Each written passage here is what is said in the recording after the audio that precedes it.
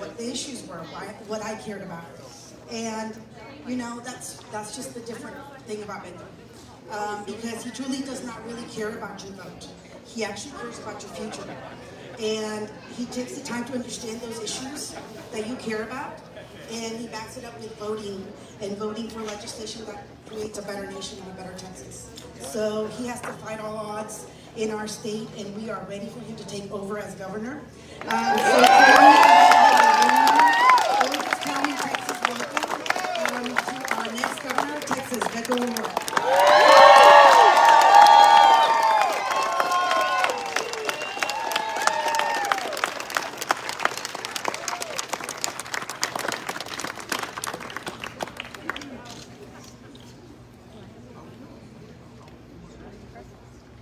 How's everybody doing?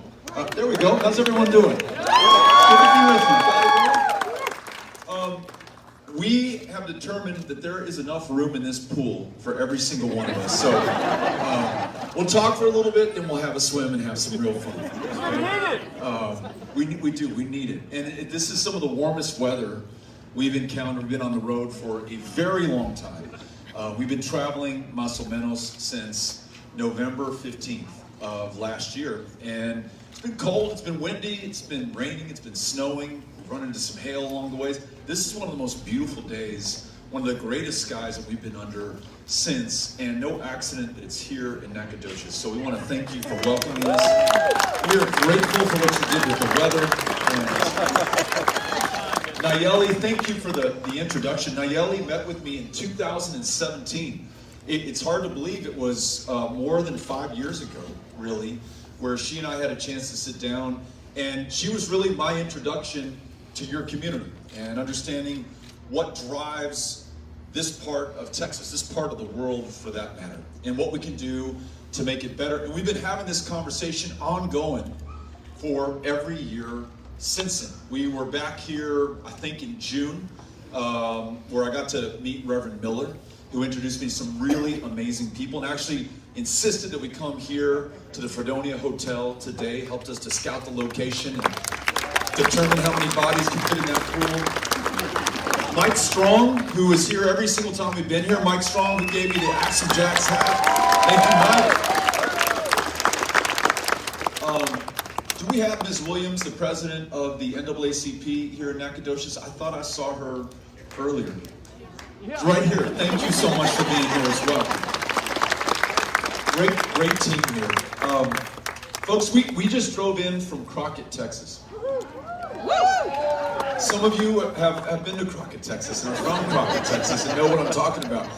If I asked the people in El Paso, Texas about Crockett, Texas, they wouldn't be able to find it on a map. And I wouldn't have either until we started to travel this state, showing up everywhere, writing nobody off, taking nobody for granted, making sure that we understand how we're going to bring this deeply divided, highly fractured place back together again. Not on those issues that divide us and separate us and pit us against one another, but on those things that can bring us together. And in Crockett today, we talked about the ability to see a doctor, something that we may take for granted in our lives here in Nacogdoches, that I certainly do in my hometown of El Paso. As I was entering that town hall, or that roundtable meeting in Crockett, I got a call from my youngest sister. She said, "Hey, Mom is in the hospital." You know, if you're gonna call your mom's in the hospital, immediately call, check on my mom. Her temperature's a little bit higher than we want it to be. She's had this pain that she can't explain. She was in the ER waiting to see a doctor. So grateful that my sister was there with her, that she had a hospital that she could go to. When I was listening to people in Crockett and folks who came in from Liberty and other parts of rural Texas, they were sharing with me what it's like when you can't go to the hospital, when you have to drive hundreds of miles or many hours just to see a provider or a specialist for your kid, or what it's like if you cannot get mental health care help, if you have schizophrenia or bipolar disorder or clinical depression. I was looking at the statistics before the meeting today in Crockett, and mental health care access is lower in East Texas than it is in almost any other part of the state. Mental health care outcomes are worse in East Texas than they are in almost any other part of the state. In fact, I was in Lufkin back in 2018. The first time I heard somebody say this, I've heard it so many times since then. Someone came to a town hall like this and they said, Beto, I want you to know that my brother gets arrested on purpose so that he can go to jail. It's the one place that he can be taken care of. He is schizophrenic, uninsured. His only chance at getting prescribed a psychotropic medication when he needs it is to be under the care of law enforcement. And this is what this guy has to do to get help. We know others who buy drugs off the streets to treat themselves, others who are not with us anymore. And it's hard for us to talk about, but we must acknowledge it and confront it and face it, or we're not going to change it. This is the kicker for me. It's not like this happened to us, or just happens to be our fate if we live in East Texas or in a rural community.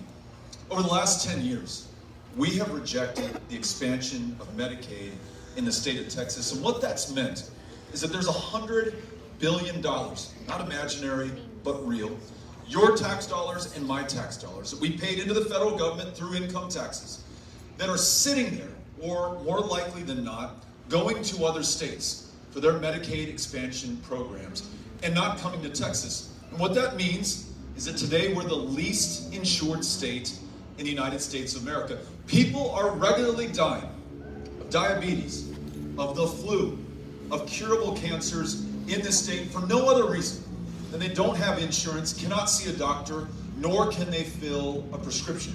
This is the 9th largest economy on the face of the planet, and we're within the wealthiest country that the world has ever known. It is not for lack of resources, it is for lack of political will to do the right thing. And I'll tell you this, we know that when that uninsured person who has schizophrenia or diabetes or a cancer that has gone untreated finally can bear it no longer and either gets arrested on purpose or takes themselves to an emergency room, their outcomes are not going to be as good because they have delayed and functionally denied care for so long.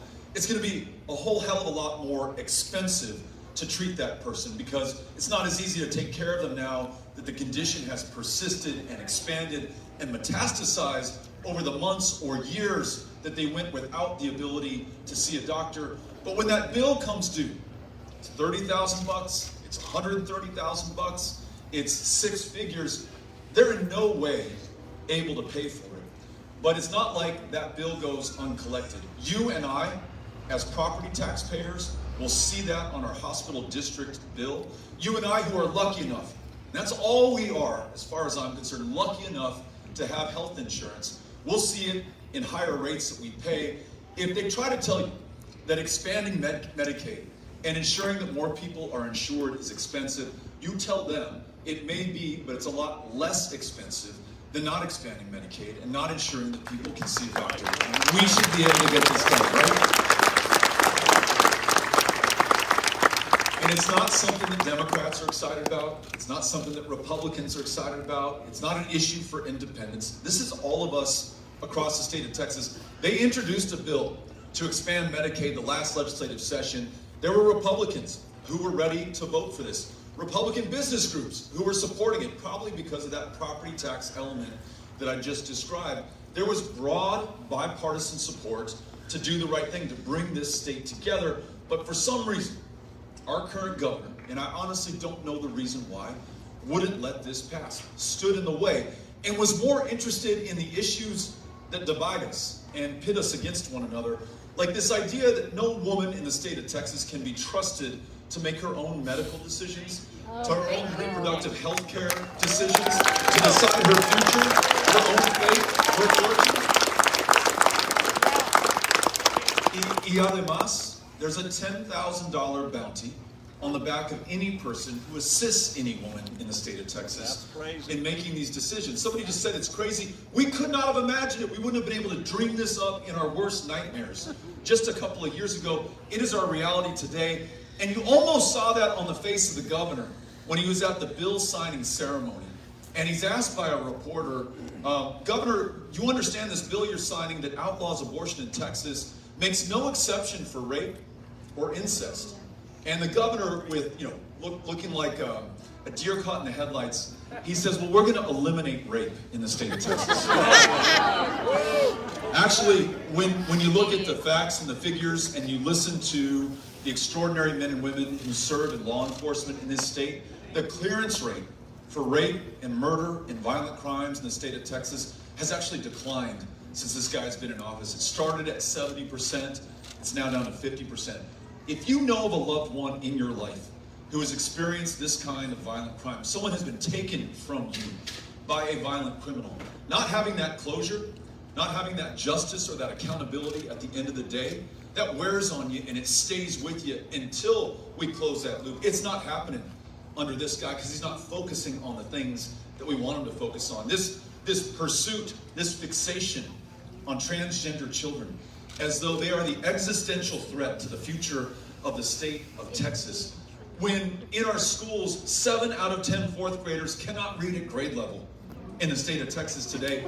That is worse than any one of our peer states. Look at Florida and California, New York, Virginia, North Carolina, Illinois. They are eating our lunch, ladies and gentlemen. And we're graduating young people who are not career ready and college ready in the state. Not that our kids are any less smart than the kids in those other places. Certainly not because of our teachers, who very often are working 2 and 3 jobs just to make ends meet. Yeah. They didn't get into this for the glory or the pay or the fame. They did it to try to take care of those kids. But we were looking at the numbers for Nacogdoches. In Texas, Texas school teacher on average is underpaid by about $7,500 a year against the average school teacher in this country. But in East Texas and in this county, it is closer to $15,000 a year underpaid against the average. So you're underpaid against the state average is underpaid against the national average. Very hard to keep quality educators in our schools when they can go to Dallas or Houston or Chicago or New York for that matter and be paid a real wage, something closer to approximating their true worth and value. Now again, one may say, well, Beto, if we paid every teacher in Texas that additional amount, that's going to be expensive. But you know what? 1/3 of teachers in this state leave the profession in the first 5 years. We pay to train them, to educate them, to pay them when they're in the classroom, and then we lose them and have to go out there and rehire again. And in addition, right now, after 2 years of the pandemic, and a governor who's attacking librarians and counselors and teachers in the classroom, deciding what version of history they should or should not be allowed to teach, asking them to turn in the parents of transgender kids in their classroom, 2/3 of Texas teachers are thinking about leaving the profession right now. Now look, speaking of teaching, I may not be the best math student, but 1/3 of teachers leaving within the first 5 years, 2/3 of teachers thinking about leaving this year, that adds up to almost no teachers left in the state of Texas unless we change course right now. So here's one of these big unifying ideas I want to lay on you right now. What if we paid teachers their true value here in the state of Texas? Yeah. What if we respected them enough to cancel the STAR test this year so they didn't have to focus on high-stakes, high-pressure tests? What if we acknowledge that retired teachers have not had a cost of living adjustment since 2004 and paid them as prices at the gas pump go up, medication goes up, everything you buy at the grocery store is going up right now, and yet they have not seen any improvement in their income, which is fixed, by the way, since the year 2004. Think about how long ago that was. It's hard for most of us to remember. And that's what they're living on here today. If we expect the best and brightest to enter this profession, they're going to be looking at their parents and grandparents to see how they've been treated. And the heartbreaker that you've heard, and I hear everywhere I go in Texas from current teachers is, I'm telling my son and my daughter, do not dare enter this profession right now. That's not right. We've got to change that. And it was within our power to do that. We just have to decide that we're going to focus on the big things, the unifying things, the things that bring us together, like world-class public schools. Last idea that I want to drop. We have an economy that is creating jobs, a lot of jobs. We're grateful for that.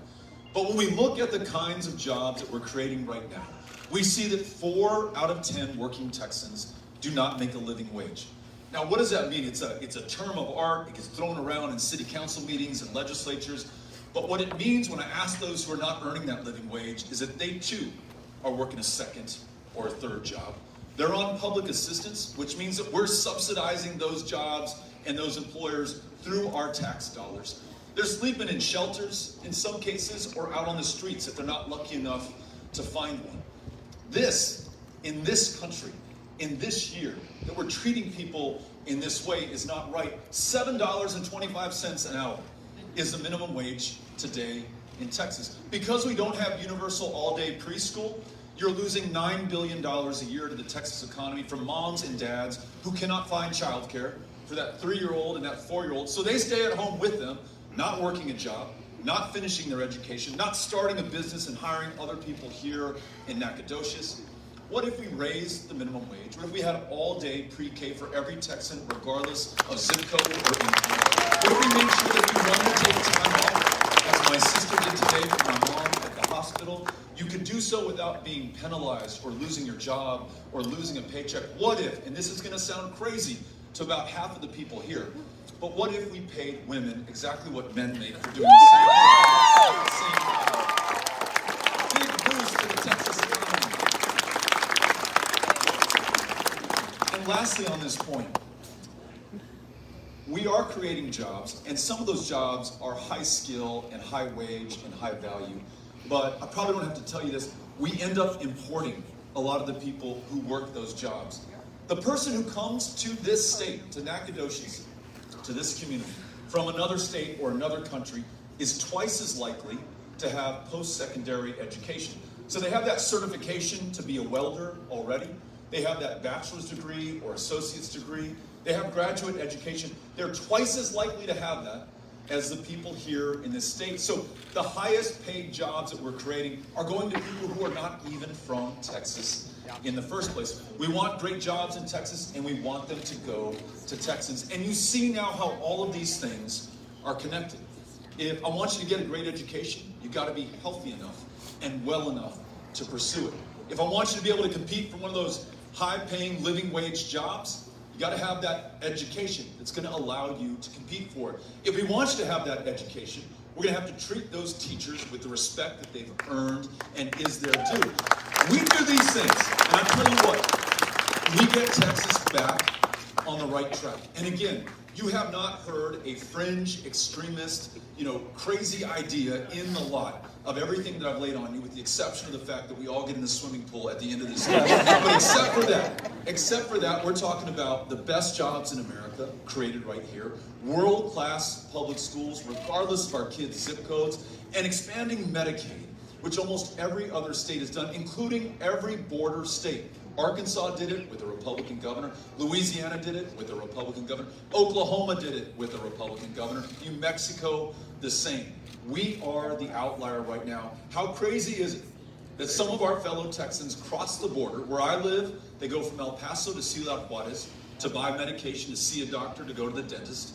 Or, if you're in Texarkana, a little bit further north and east of us, they go across the border to that state to get medical care right now. Doesn't make any sense, right? If we're going to do these things, great jobs, world-class schools, being able to see a doctor, we've got to get past this moment that we're in, this crazy fever dream that describes the last legislative session, when on top of all the crazy ideas that I just described on reproductive health care, on transgender kids, on allowing any person in this state to carry a loaded firearm in public, even though we have 4 of the worst mass shootings in U.S. history in the last 5 years in Texas, even though law enforcement denied 35,000 licenses to carry a firearm over the last 5 years in Texas because they deemed those people too dangerous to themselves or to others in the community to be allowed to walk around with a loaded gun. Every one of those 35,000 now, after the governor ignored law enforcement, turned his back on them, is locked and loaded on our streets, including tens of thousands more who never applied for a license to carry because they never would have passed the background check. They're now free to do that. While he's focusing on those things, we need to be focused on winning this election. And we've got our work cut out for us, because in addition to attacking women and kids and schools and teachers, this guy is attacking our democracy. It is tougher to vote now in the state of Texas than in any other state in the union. Did you all read this story 2 weeks ago, 3 weeks ago? 95-year-old World War II veteran. This guy literally put his life on the line, was willing to die for our democracy, defending it against fascists half a world away. Tried to vote in the Texas election and couldn't, because he couldn't match the form of ID he first used to register to vote with 70 years ago with the one that he's using today, because that's now the law of the land after last year's legislative session. The way that we overcome all of this is all of us deciding that we will do all that we can with what we have, where we are right now. That means signing up with us, BetoO'Rourke.com or BetoForTexas.com, either site. You can go on there, become a volunteer, and we'll put you to work, knocking on doors, engaging with your fellow Texans. You are under no compulsion to repeat anything that I've said here today from your own heart, in your own words. You tell your neighbors and your friends and your family members and your Republican mother-in-law why this election is so important to you and why we need a change and how we get back on track. Not for Democrats and not for Republicans, but for all of us as Texans. If we do that, ladies and gentlemen, I am convinced that we're going to win this. We're going to get Texas back on the right track. And we're going to proud of this state for the country. We're going to do it together. Thank you for being here. We've got another microphone, and we're going to circulate that through the group today. If you have a question, if you have a comment, a suggestion, idea, a criticism, I'm all ears. We came to listen and learn from the people of Nacogdoches. Cynthia, if you'll raise your hand so people know to get your attention. And then if anyone wants to ask a question. All right, here's our first question right here. My name is Cynthia Davis. I'm from Lufkin, and I'm a retired teacher. I've been retired since 2006. And 30 years. And I have family members that didn't even go to college as long as I did, made more money than I did. I had to work 5 jobs to take care of my 2 kids because I was divorced. And that's a shame. Yes. It really is a shame. And all my brothers and sisters, some of them went to 2 years, some went, I have one that was a sister that's a nurse. She made more money than I did. I have a brother that was an engineer on the railroad. He made money, and I always bragged about it. And here I am trying to make it with 2 kids. And I'm glad we got someone can help us change all of this. Thank you so much. And I've heard a lot of people saying, I want to echo everyone out here saying thank you for your service and for teaching and doing it under some pretty tough conditions. So thank you. But she's saying she loved it. That's right. All right, here's our second question right here. Hi, my name is Sue, and I work for the state of Texas. I care for the population of the most vulnerable. And I hear you about healthcare and how we all need help. I work for 40 hours a week. I work on month, right? So for the first 40 hours, I get a check of under $300. Under $300, I get 200 plus for 2 weeks. My next 2 hours pay, my next 2 weeks paycheck is under $1,000. So for, what is it, 80 and 80, 160 hours a month working graveyard, I'm getting paid like $1,300 a month. And that's because I want to have insurance for my family of 3. So they take away the deductions, all the deductions. At the end, that's what I make net. And it's frustrating. It is, it's scary. And I mean, we can do better. We can do better. How can somebody work graveyard 180 hours a month and make $1,300? So what she just said is something that faces a It's lot for the of state of Texas too. faces a lot of families. You know, we've been sold a bill of goods on this Affordable Care Act, and it's not there for us. It's not there for a lot of people. I'm uninsured. My family's uninsured. So why are we still talking about health care? I thought we fixed this. That's what I want to know. Why are we still talking about it? Yeah. You're right. When we declined to expand Medicaid in the state of Texas, there were many people who earned too much for the current Medicaid standard in the state, but not enough to be eligible for the subsidies from the Affordable Care Act or Obamacare. And nowhere more so than here in the state of Texas. So you're absolutely right. We did not fix it. It is not fixed today in the state of Texas. It's actually worse here than it is anywhere else. And expanding Medicaid would be the single greatest step we could take towards ultimately fixing it. You'd bring more than 1 million people onto the rolls, able to see a doctor.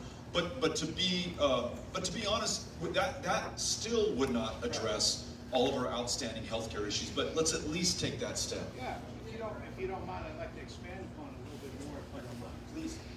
Microphone. I tried to sign up, you know, how they tell you go online and sign up. And I was quoted $3,416 a month for insurance. I can't do that. With no subsidy, it sounds like. No subsidy. Yeah. No, none at all. And I'll be honest with you, I don't have much faith in any kind of politician anymore. They say a lot.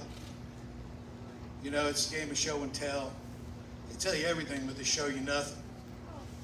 And I'm tired of listening to, I don't know, people who talk the side of their mouth, say one thing and then do another.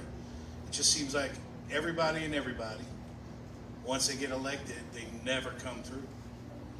And I don't want to bankrupt the country. I don't want to hurt other people, you know, working families. I mean, it's $4 gas, $5 diesel, houses. You guys see what's going on in our community. Prices are all up, energy's up, everything's up. What are we gonna do?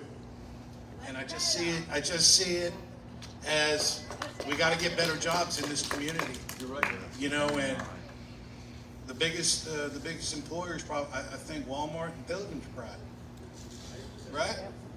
So what's wrong with bringing high tech here? We've got a university; they have access. Why is everything got to go to Austin? Got to go to Dallas? Got to go to Houston? Are the best applicants there? I don't think so. I'm with you. I was just talking to your mayor pro tem. I don't know if he is still here, but I said, "What's your biggest challenge here at Nacogdoches?" And he said exactly what you did. He said, "You know, we graduate all these extraordinary young people from SFA, and then almost not a single one of them stays here. They go off to other places. What if we could keep all this talent in this community, and they're the ones driving the job creation? High tech, high skill, high value, whatever you want to call it, it really should be Nacogdoches is for the taking." And so he said that the city council just invested in a major plan to make this community more livable for these young people, more attractive for them. What if we had a partner in the governor's office who was willing to meet this community halfway and do that? And on your earlier point, I hear you. I'll just tell you this. I was in Congress for 6 years. Every one of those years on the House Veterans Affairs Committee, honored my life to serve those veterans. When I got in, El Paso was 148th out of 148 mental health care VA centers. We had the worst wait times in the nation. I made that my #1 focus.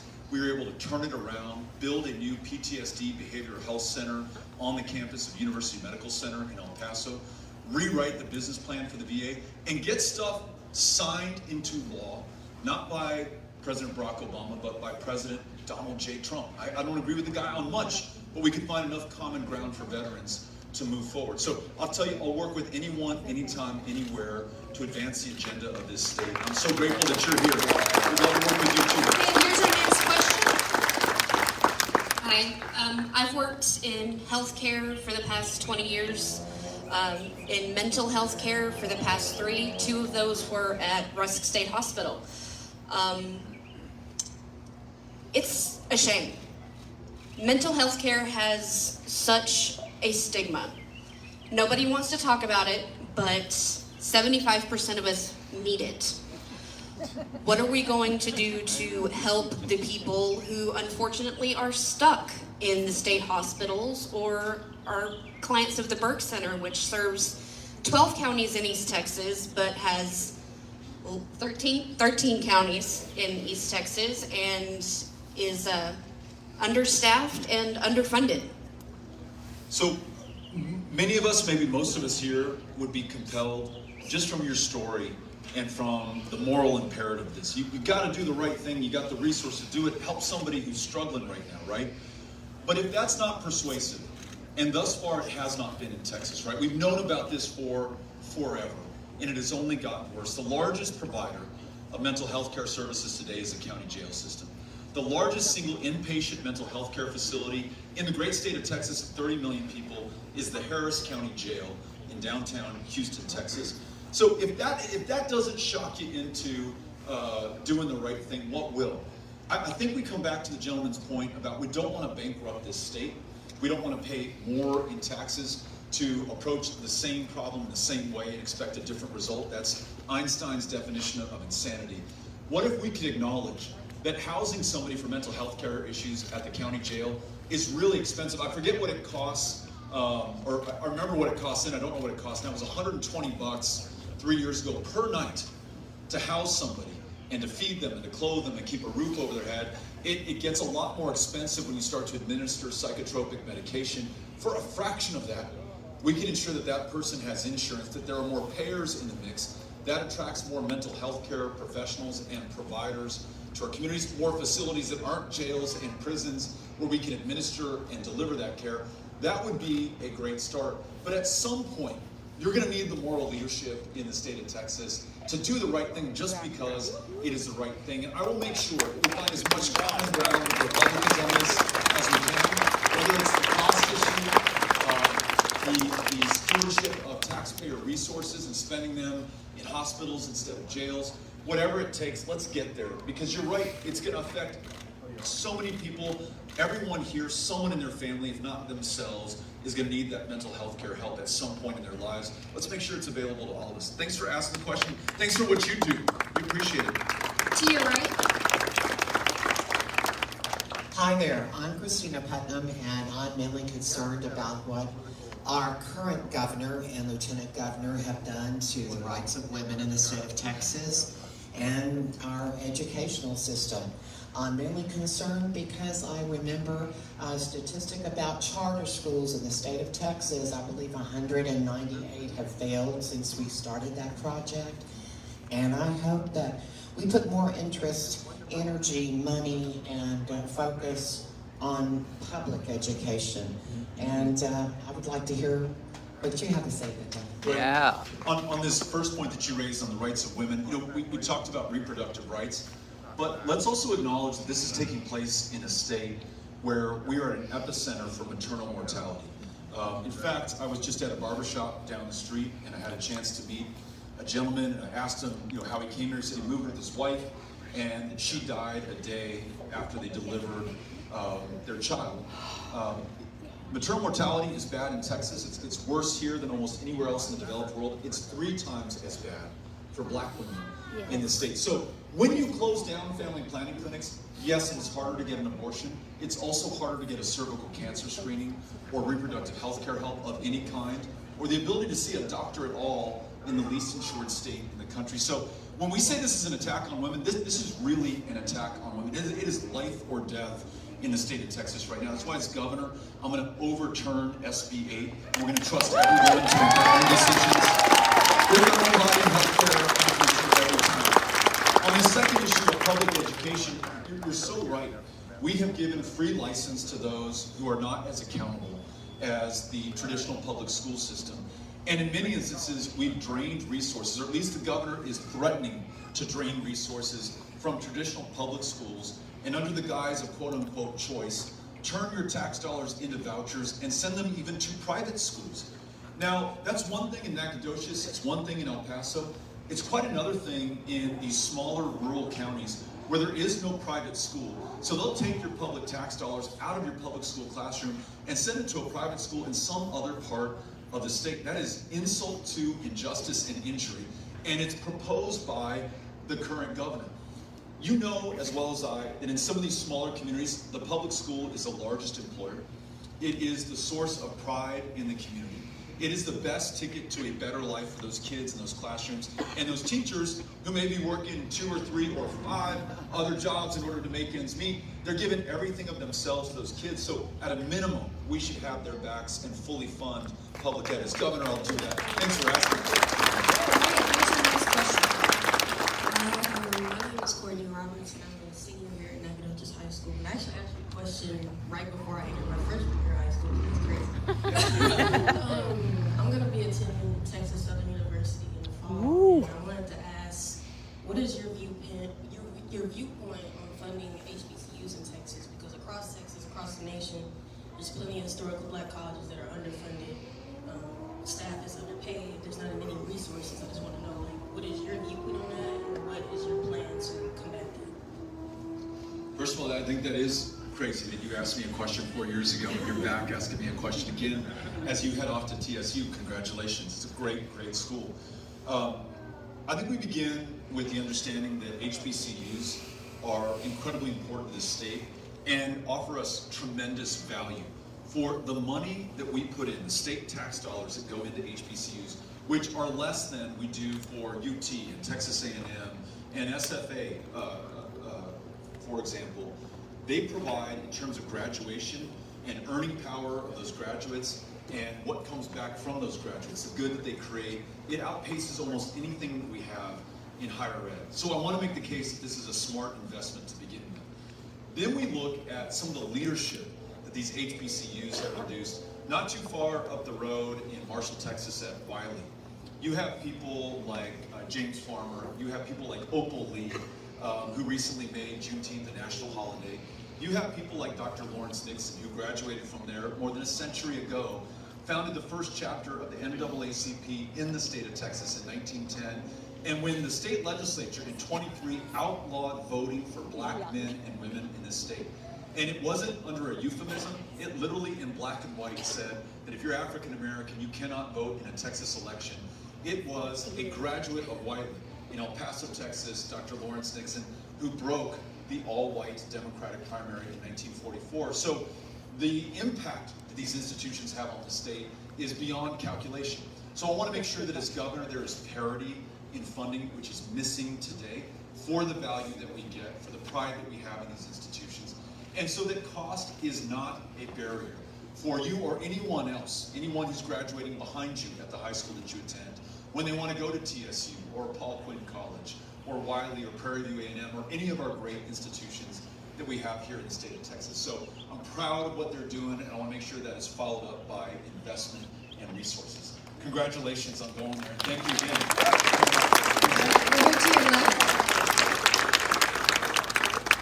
Hello, my name is Carlton Teo. I'm Lufkin. I just have a simple question. We look, well, I grew up, was born and raised in Lufkin, served in the military, 2 wars, 2 Bronze Stars. I want to just I'm kind of struggling with the whole situation that we have in Texas.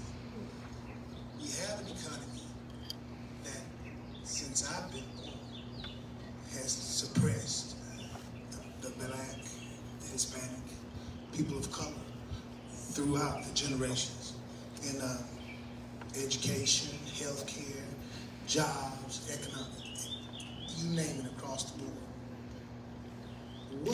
What is your stance when we talk about repeating history? Are we going to continue to repeat this history, or are we going to commit to changing these things? What is your stance on the social and economic differences? Carlton. Can you repeat the question for those in the back? Sure.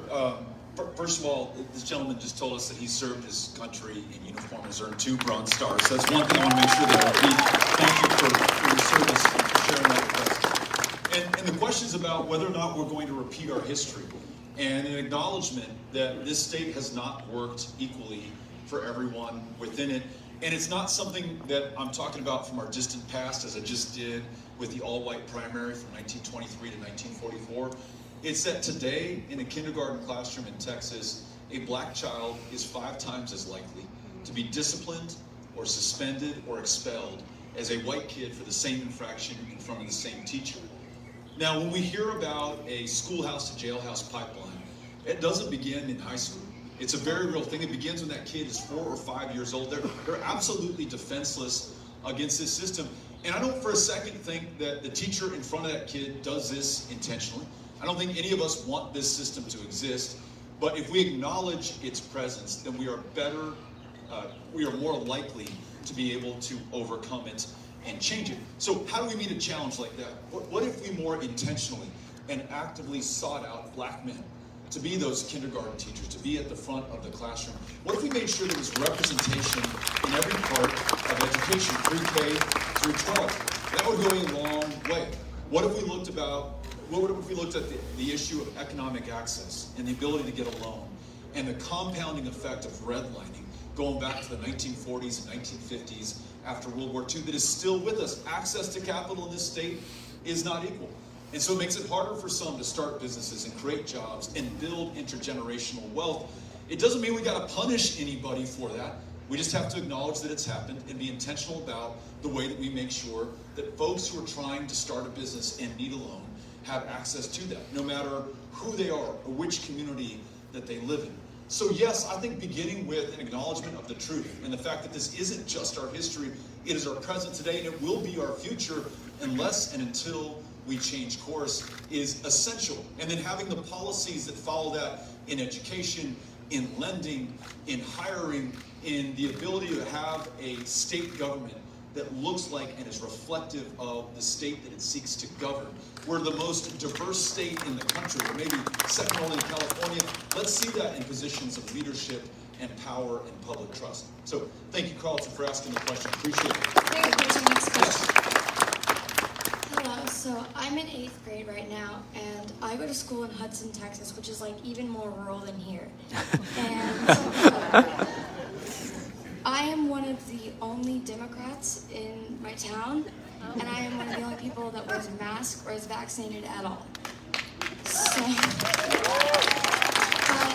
because of this, I go to school with a constant fear in my head that I'm either going to hurt myself or my family because of this pandemic, and I don't want to hurt anybody. And I also feel for my friends who aren't allowed to wear masks or be vaccinated because of their parents. And I feel for them, and even if they do get COVID and they recover, what's going to happen when they get older, because we don't know the long-term effects. And just today, my friend, her mask broke and she couldn't get a mask.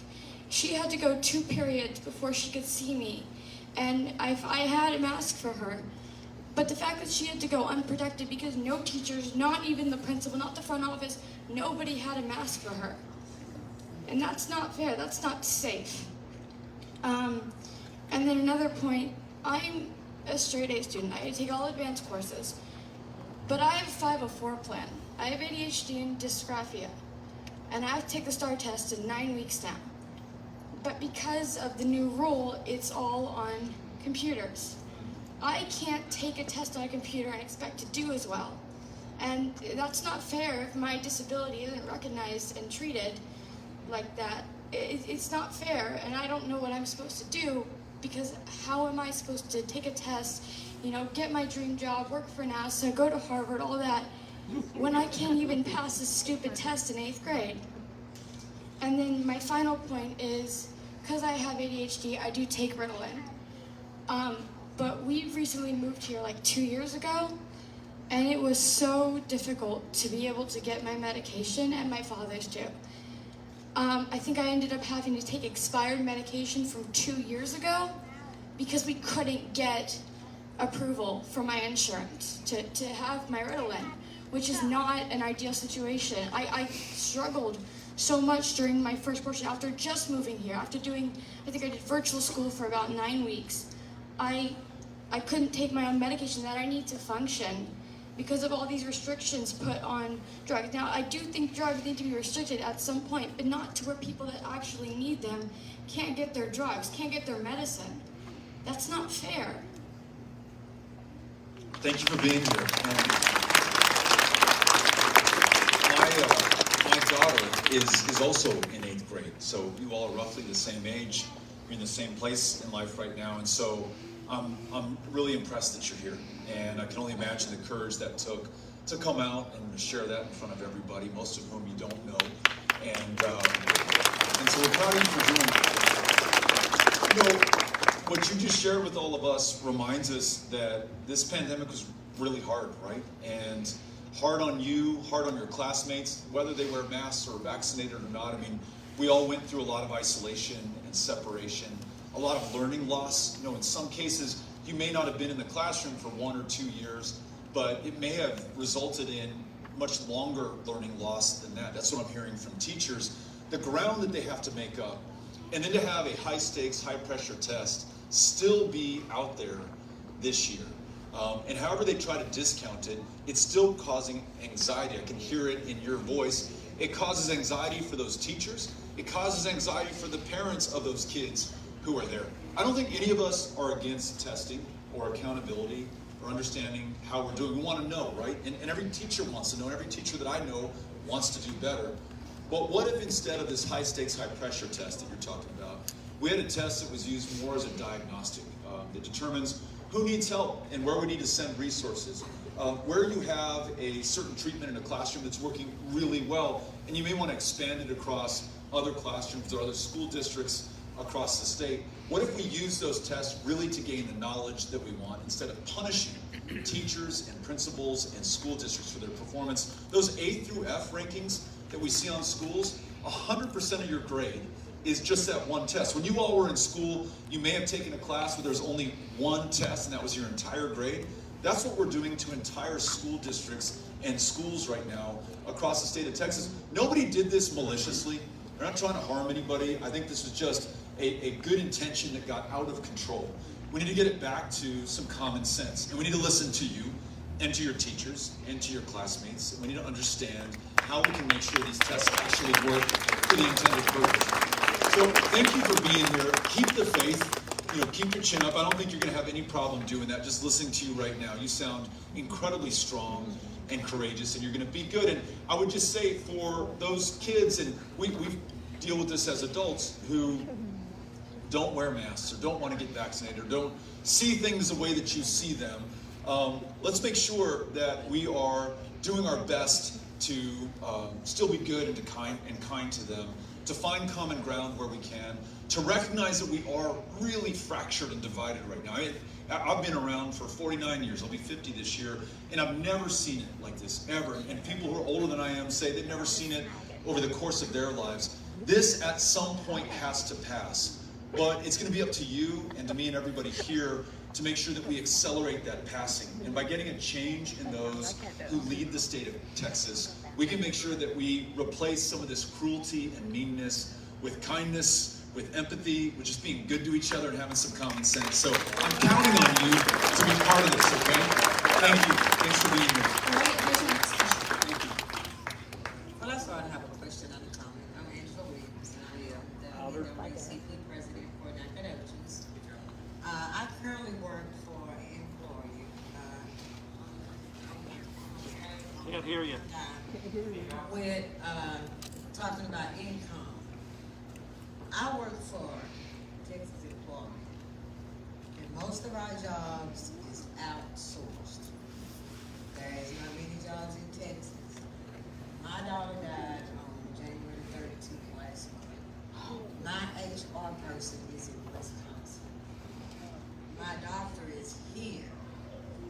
My lead is in center. So getting those people to communicate is just ridiculous. I have the ability, if I had everybody's social security number, I could pull up anything. And if you actually see the income per quality that you get paid for unemployment, some people are for a quarter, $3,000 for a quarter. Who can pay bills on that? Nobody can pay bills on that. I commute. I haven't worked in Nacogdoches in over 16 years. I drive to Lufkin, I drive to Tyler, I drive to Jacksonville. There is no money in Nacogdoches. The salaries in Nacogdoches is $12 an hour. I drive to Tyler 1 hour and I make $10 more doing the same job that I would be doing here in Nacogdoches. And that is completely ridiculous. Would I be able to do that now with gas? Probably, because that's the sacrifice that I have to make. But outsourcing here seems to be a big problem. We all know it as the employment office, who help you get jobs with the state of Texas. You go online, you put in all of your credentials, and this elaborate system is supposed to kick out jobs that match your credentials. It matched me with jobs $8, $9 an hour. I made $8 an hour when I worked at Taco USA, and if anybody would like to know, I already know what Taco USA. And that was back in 1989. So what can I do with $10 now? I live in Central Heights. Love it in the country, but our taxes is high. Yep. Did I hear you? Yep. Our taxes is high. And groceries is high. Yep. And in order for us to come from Central Heights to come into town to buy groceries, I don't buy groceries here. My daughter was living in Houston. I take coolers to Houston. I buy at H-E-B. Yep. I buy all of my groceries, everything I needed in Houston. And I come back to Nacogdoches. So that's taking revenue from Nacogdoches that could be spent here. But they're not offering us, what if we have a mall? $1.25 store. It used to be the dollar store, but now it's the $1.25. We have the Onyx. What are the stores that in there that don't have nothing on the shelves? We don't have anything here. Nothing here. No one else. We got a dirt cheap. And it gives me anxiety to go. You go in dirt cheap, you need, what was the mental health lady? You need the mental health lady because dirt cheap is so dirty, it gives you anxiety to go through all of that stuff. So we don't have nothing in that. I'm talking no racetracks, nothing for our children to do. Nothing against that little splash town, but when I heard splash town, I heard rain. I didn't hear a little bitty simple. That splash town is so expensive, I don't see how anybody can even go there. So really what I'm saying, Nacogdoches is not for us. The things that used to be here for us is not for us. I remember as a little girl going out on South Street in the employment office, getting out a car, they matched me with a job. I went to work in the sheriff department. I went to work at the DA's office. I went to work at the domestic violence shelter. After that, money cut, I had to go. So my question to you, how do we stop outsourcing these jobs? Because I'm gonna say this, I always nobody here for my job. There is nothing in our building that represents Texas. It's not a road runner from Angelina. It's not nothing. We are housed in a warehouse with cubicles and desks. If an outsourcing company have an interest in us, why you don't invest in us? Why you don't give scholarships to the college? There's nothing in our building that reflects anything. You lucky people that live in, that love the workforce center, sorry, that's where I'm at. There's nothing on there that resembles y'all. Nothing. Timber Inman donates money. Nothing that represents anything. All of our stuff comes out of Texas. Even when I was working food stamps, you might live in Nacogdoches and somebody in San Antonio or Dallas, or people that don't know your culture. They don't know the things that go on in Nacogdoches. Who are was working iron stuff, and that's why we're not getting anything. Not anything. And the restaurants close down at 7 o'clock, so because they're so short-handed. So if you don't get food before 6:30, you out of it. You out. All right. Listen, I mentioned earlier that I had a chance to briefly talk to the mayor pro tem earlier tonight. He mentioned the plan that the city council had invested in to address exactly what you just described. That it's hard to get people to stay here because there are not options or opportunities for the folks who graduate from SFA or who grew up in Nacogdoches in the first place. What we need is a partner for the community because there's no way that there is the tax base here alone to make that happen. You cannot do it on your own. We couldn't do it on our own in El Paso. No community in Texas can do it on its own. But there are some communities that do get the lion's share of state resources and investment and employment opportunities. And we absolutely need to spread that wealth, and it needs to come here. And listen, there's a better chance that it comes here when you have a candidate for governor who shows up here and keeps coming back here and listening to the people here. So you're going to have a governor governor from 2023. Thank you, Angela. And I know I didn't get to everybody. I apologize if I didn't, but this is going to be our last question. So many good ones. Thank you all. Yeah. What is your stance on the legalization of marijuana?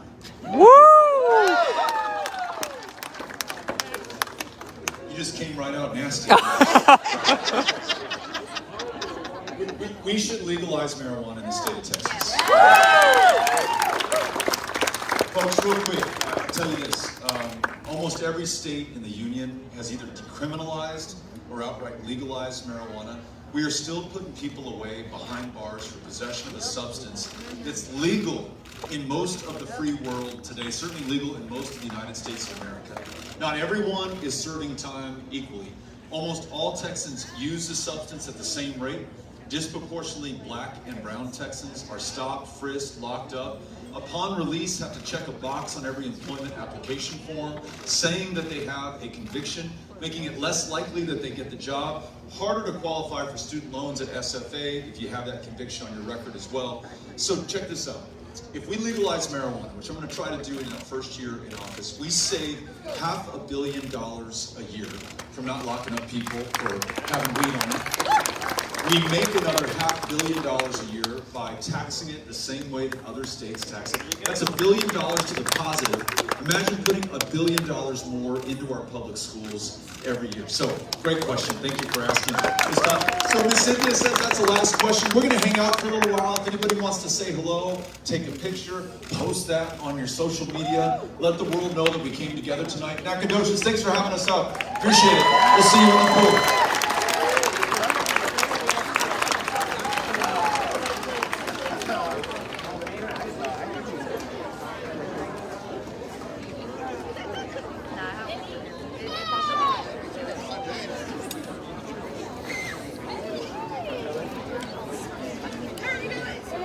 I think it was